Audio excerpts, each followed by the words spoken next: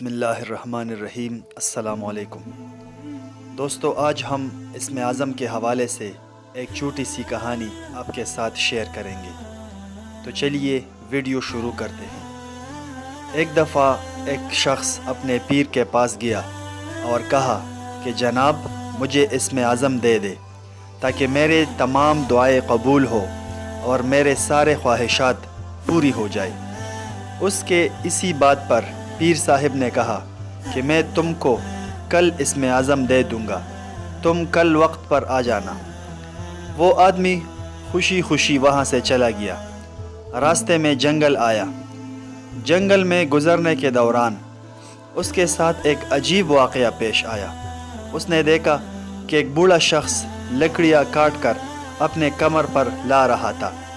اس شخص کو بوڑھے شخص نے جب دیکھا تو اس پر بہت ترس آیا کہ یہ تو بہت ہی بوڑھا ہے اور اتنی محنت کر رہا ہے، مجھے جا کر اس کی مدد کرنی چاہیے۔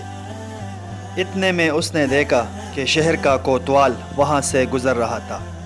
کوتوال نے جب بوڑھے شخص کے پاس لکڑیاں دیکھی تو کہنے لگا، بابا جی یہ لکڑیاں ہمارے گھر پہنچا دو۔ بابا جی نے کہا کہ کوتوال صاحب میں تو اس کو بیچ رہا ہوں، میں اس کی قیمت لوں گا۔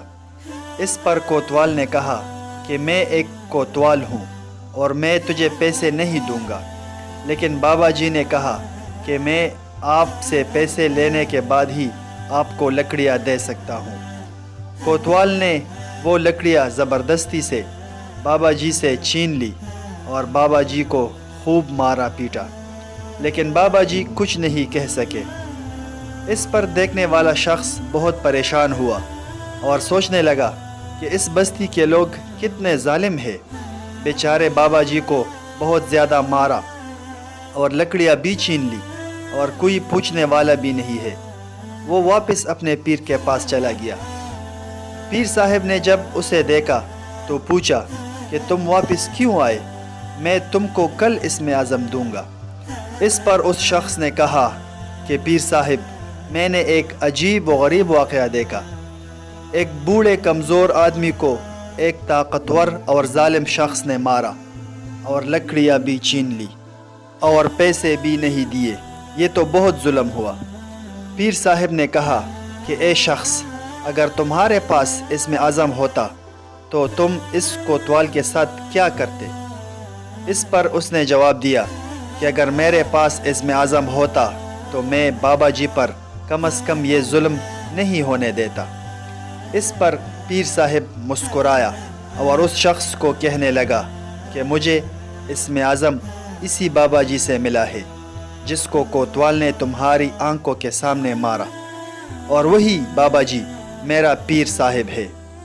اس پر اس شخص نے تعجب کا اظہار کیا کہ وہ بوڑھا بابا جی دوسروں کو اسم-e-azam دیتا ہے اور خود دوسروں سے مار کھاتا ہے، اس کی اتنی برداشت ہے کہ اسم-e-azam استعمال نہیں کیا۔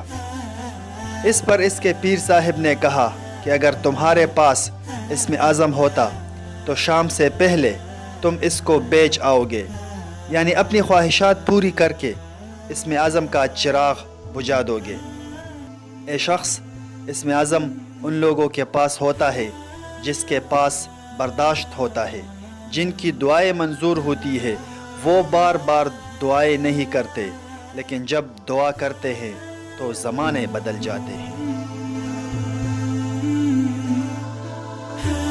دوستو چینل کو سبسکرائب کریں اور بیل آئیکن پر ضرور کلک کریں۔